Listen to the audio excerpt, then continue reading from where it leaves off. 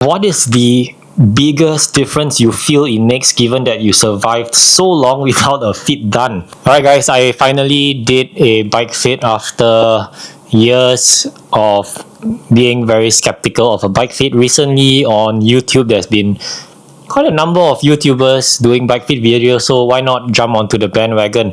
As a disclaimer, this video was filmed a very long time ago, but I finally managed to find some time to ride my bike, post the bike fit, and I'm here to give you some feedback. And hopefully this will give you some insights if you guys are still deciding between going for the ID match system or going for a traditional bike fit with a professional bike fitter. So please enjoy this video, and I would like to just give out a shout out to all my Patreon members. Thank you very much for supporting me on this channel. It's because of you guys that I'm able to create such content. So if you are not already supporting me on Patreon, I do hope that you can support me on Patreon. Just click on the Patreon link below, and that will guide you to the Patreon website. And if you would like to make a contribution to this channel and hopefully make this a success, please comment in this video if you have any comments, and do give this a thumbs up if you enjoy content like this. If you are not subscribed to the channel, please do hit the subscribe button. That will greatly help out this channel, and hopefully I'll be able to produce more content like this. Thank you. Enjoy.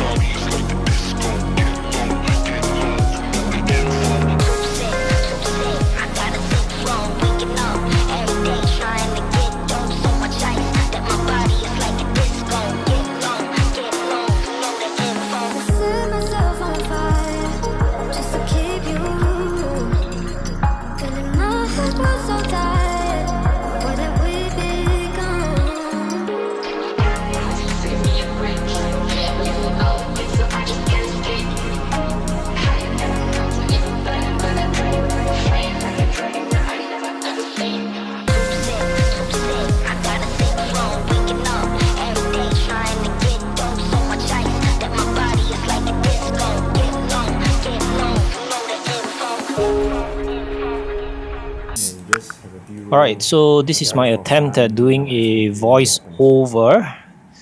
And so let's start with the ID match over at One Bike Asia. As you all know, ID match is extremely computerized. And for this instance, we've got Jason and Nat who runs One Bike Asia, and they are not bike fitters. They even told me upfront, we are not bike fitters, but we have this machine here just to help our customers get the right bike fit. So the first step is, of course, they take your measurements. I was told to stand on this mat over here, and what they're doing is they are scanning, and I think they've got sensors, so you can see on this TV here it's showing my height, and I got to stand on the mat where my foot position is. And Jason is just explaining to me how this is going to go. And this test is where he asked me to, touch your toes.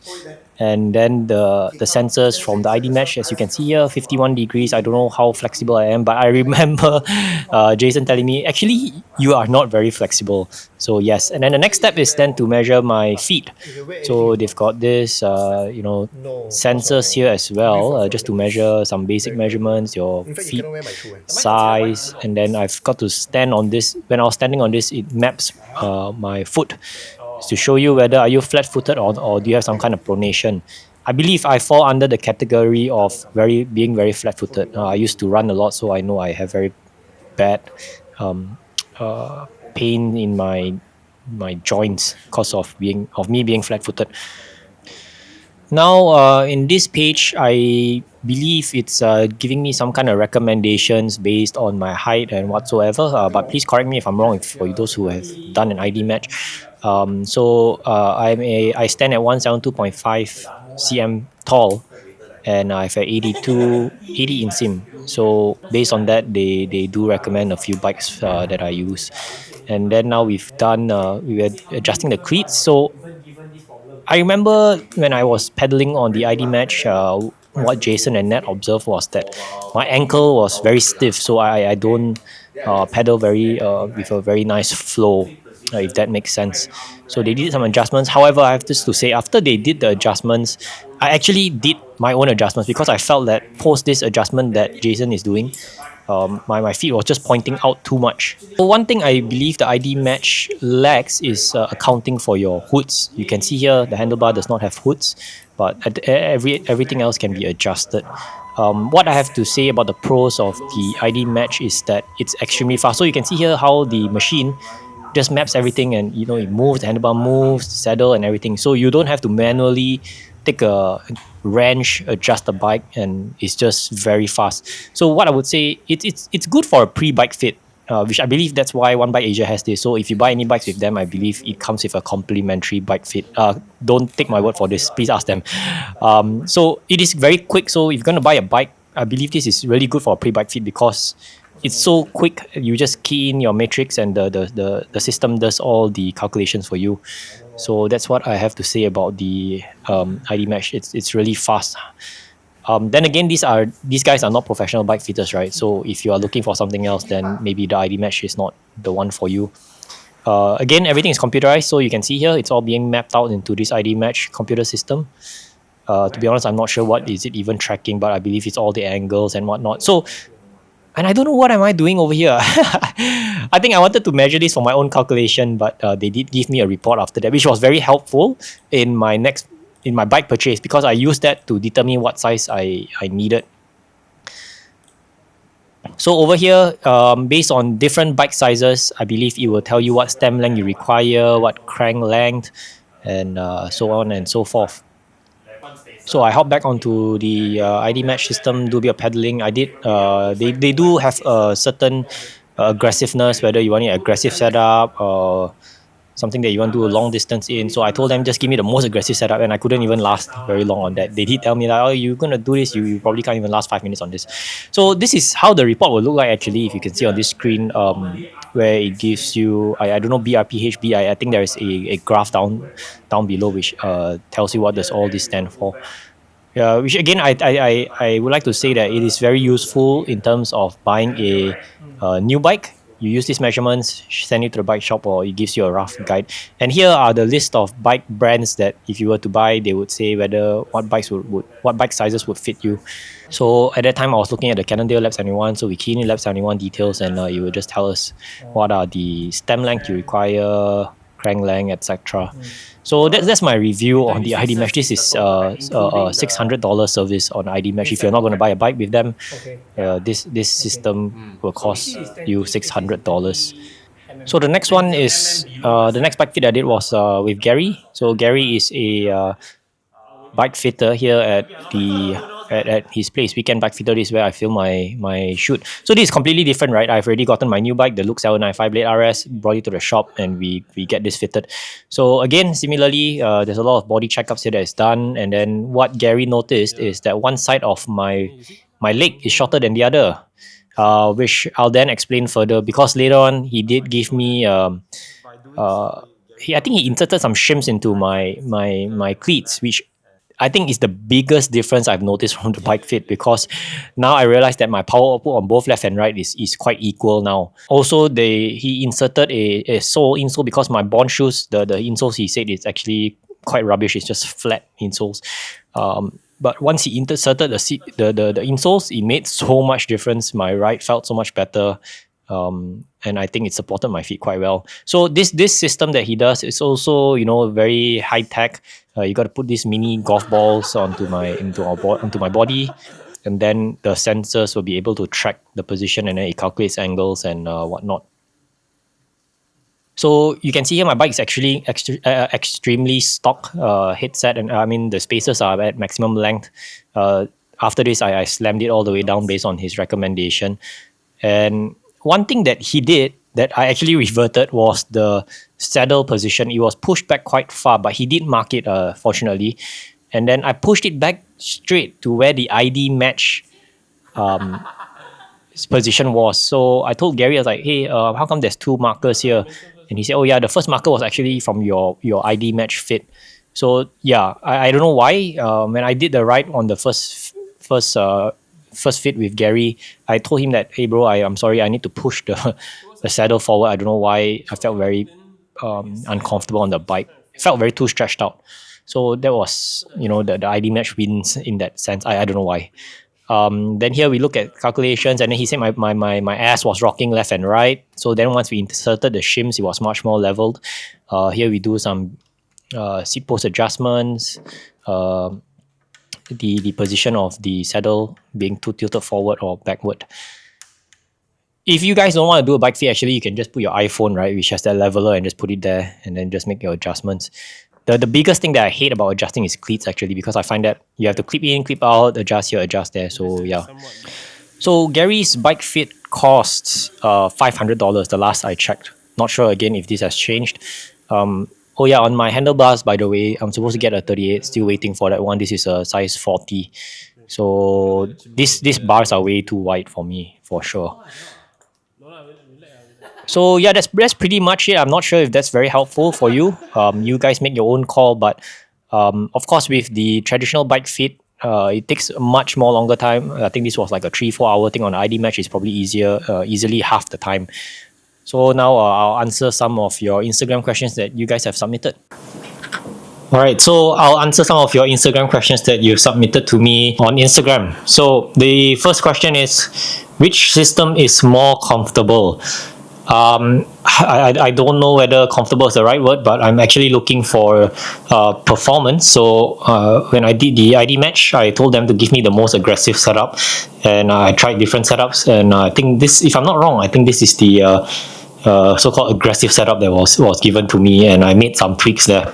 What's the difference between both bike fits and the duration? Which would you recommend? So as I've mentioned earlier, I think the ID match is much more faster. So it's easily half the time taken as compared to the one that I did with Gary. However, having said that, I think the ID match is good if you are looking for. I think it's more like a pre-bike fit that's much better because it's very fast. Key in all your measurements, and then it gives you the recommended bike that you want and the setup. So I don't think you can go wrong over there. However, with a traditional bike fit, you're as if like you're speaking to a doctor, right? So anything that's wrong, the bike fitter can give you feedback how you should improve, as compared to just computers giving you hard-coded data. So I think that's the main difference. Which would I recommend? Again, price point both are about the same. The ID match is about $600, and I think Gary's price is about $500. Again, I'm not sure if prices have changed, but last I checked, these were the prices. So it's just about $100 difference. Personally, I would go for if I would be paying so much, I would just go with a bike fitter.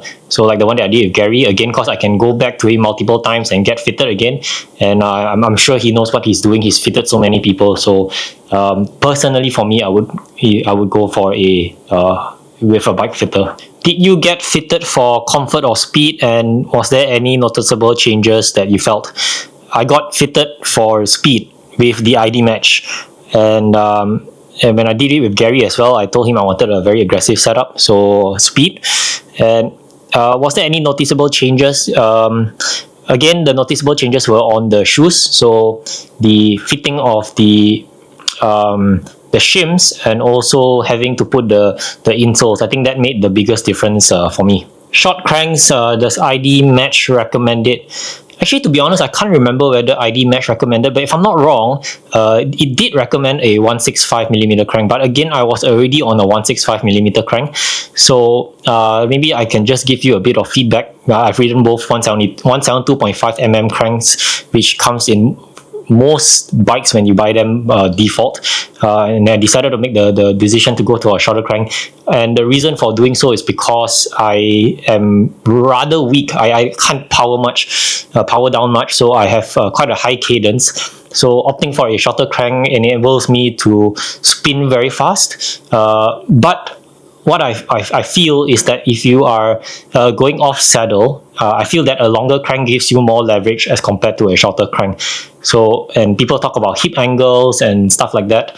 Not too technical in that point. I'm not too familiar about that, but I do feel a noticeable difference going for a shorter crank. When you are at the highest point of your pedaling stroke, it's not as high up because of the shorter crank. So I'm talking about shorter crank as compared to a longer crank. And also with a shorter crank, you can raise the saddle height. So I think it just looks aesthetically much better as compared to, you know, having a very low saddle height. And given that you get a higher saddle height, your saddle to bar drop is you have more play, so at least you can drop it much more. For me personally, again, I'm going for a more aggressive setup. I don't do long rides, and for me that suits my riding style. So don't take it from me. You decide what kind of style suits you. Did you feel any improvement, comfort, performance, or is it a placebo effect? To me, the biggest improvement, like I've mentioned in the video, and also to answer the previous question, it's the biggest difference. I would say the improvement will be on the performance because of having enabled, because I have one leg that's a bit shorter. So having the shims there again, just going to re-emphasize that, made me felt much more balanced. So obviously that helped me in doing my rides. I don't feel so tired, so to speak, and it just feels right, and I'm able to power down a bit much more compared to having one leg that's off balance and you kind of rock on your saddle. So yeah, hope that answers the question. Is it true that the changes are in fact a few millimeters here and there? For me it is, and I would explain to you why. Because I've already kind of got my position dialed in. So with the ID match that I did before, and then I mapped it onto my Look bike, so it's more or less already there. Then when I went for Gary's fit, it's just a bit of adjusting here and there. And let's say if you are an experienced rider, you already know your position, and then you go for a bike fit, it's very unlikely that the position that they would recommend is going to be very drastic because you've already dialed it in. However, if you are a newbie rider, you just started cycling, road cycling, and then you instantly go for a bike fit, obviously then the changes will be very drastic. So that's my take on it. For me, it was just very minor. Alright, Turbo Mac, how do both data compare, and how do you feel in terms of customer experience for both? I've already answered the first part, but to answer customer experience, both were great, to be honest. They were very helpful in ID match. Jason and Nat explained to me how everything was going to work. They were very honest. They even told me like, okay, we are not bike fitters. We are just going to rely on the data that ID match gives, right? So they are hoping that whatever ID match has in their algorithm and in their systems, hopefully that will give you the very accurate reading. So both were very great experiences, and also with Gary, he was very patient. He took the time to explain things to me, and also because I've been filming there, so I've seen how he does it, and I kind of know what goes on behind the scenes. So I would say, yeah, both experiences were awesome. So is it worth going for a bike fit? How much has your riding changed since the fit? Being a non-believer for almost my whole entire cycling life, I would say it's worth it if you have that money to drop. So a lot of people, I see some of my comments on YouTube and social media, it's like, oh, you're already going to be dropping $10,000 on your bike, why can't you just spend $500 on a bike fit and hopefully get dialed in? Yeah, I guess it's true. I would say it's worth it if you want to maybe, I'm a weekend cyclist, so for me it's worth it if I'm just going to do it once. If you don't have the budget, of course you can do it on your own, but then you'll always be fiddling here and there trying to get the bike fit. So I think with a bike fit, you are assured that you know what you're doing is right, or what they've recommended to you is kind of right. Hopefully, if the bike fitter is correct. So yeah, I guess I would say it's recommended. To answer the second part of the question, how has your riding changed? I've already answered that. So yeah, the riding has changed in terms of just being more stable on the bike. Did the end fit results differ much from AI and human fitting? Which one suited you?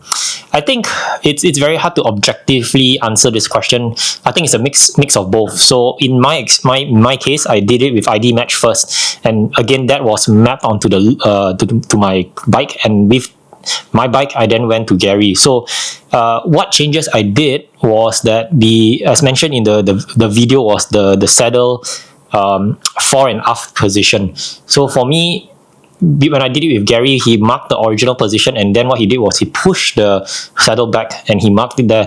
And when I went on my ride, I did a TMCR 60k, I felt weird, like I felt that I was too far back. Maybe again, I'm not used to that position, so I moved it back to where the ID match position was. So for me, the ID match position was the one that fitted me for the saddle position. Other than that, seat height and everything, that was more or less the same. So even Gary said that, okay, saddle height, there's nothing for me to change. For paying customers, which would you recommend? ID Match is usually included in. Wow, yeah, again, ID Match, like I said, I think One Bike Asia provides ID Match pre-fit, and I think that's a very good gauge already, so that you don't get the wrong bike size. At least it gives you a rough idea what kind of bike size you should get, stem length, etc. So I think that's great that if bike shops have ID Match and they include it in, again, maybe that price of the bike is already factoring in the price of the ID Match. And which would I recommend? Again, both prices are the same. I would say I would go for the traditional bike fit, again, because I can always go back to them, and he's a professional bike fitter. So, and if there's anything wrong, I could always go back to him and he can refit me again. What is the biggest difference you feel it makes, given that you survived so long without a fit done? Okay, I think if I was not doing YouTube, I'm going to be honest here, if I'm not doing YouTube, I might have not gone for a bike fit. And the reason why, for me, having ridden so long and watching so many videos of people doing bike fits and seeing how people fit on the bike, I kind of know what I'm doing. Again, maybe I'm lying to myself, but for me, I think I more or less am quite dialed into my bike. But for those of you who are watching and you're still considering whether you want to do a bike fit, so in my case, if I did not go to Gary, I wouldn't have known that one of my legs is longer or shorter than the other, and I wouldn't know whether I needed a shim or not. So having gone to him and finding out that this is my situation and having to fit in the shim, that itself has made me so much more stable on the bike. So again, if you are long-time cyclist, you think you have issues, then of course I would say go and consult a bike fitter. If no issues, then maybe you don't need it, unless you are trying to go pro, you want to dial in your position further, you want to get more aero, you want to get more comfortable, then yeah, maybe you might want to consider going for a bike fit. This is the last question. How to bike fit yourself at home, and is it worth it to spend $300 on a bike fit? I don't know which bike fit you're talking about. That's $300. The one that I did with Gary was $500, and ID Match is $600. So how do you bike fit yourself at home? Maybe I'll explain how I did it. So I went to this website, I think it's called Geometry Geeks, where you can see different bikes out there and different frame sizes, and you can compare it against each other, against your current setup and things like that, etc. So when I bought my Look, I compared it against my Venge, which I think I was pretty okay with, and then I did a comparison, and then I kind of got the bike frame that I knew that I needed. But if you're going to bike yourself at home, I think the easiest is to get a cycling friend to maybe have a look at you on the bike. For me, what I did was, when I bought my second-hand or third-hand Venge, what I did is I invited my friend along, and I asked him, just take a photo of me from the side. And then from there, I kind of see whether do I look alright on the bike or not. Again, I'm not a professional bike fitter, but having seen so many pros and seeing a lot of people riding, I kind of know what I should be looking like on the bike. So I think you get someone to take a photo of you when you're riding as well. Get someone to take the video you of how you look like when you ride. Again, it's similar to what I did with the systems, right? What they do, put sensors in there, and then from the machine they can kind of tell. So if you don't have the budget for it, then get someone to do this for you, and then you can roughly gauge yourself. And again, YouTube, the internet is an amazing source for you to find all this information.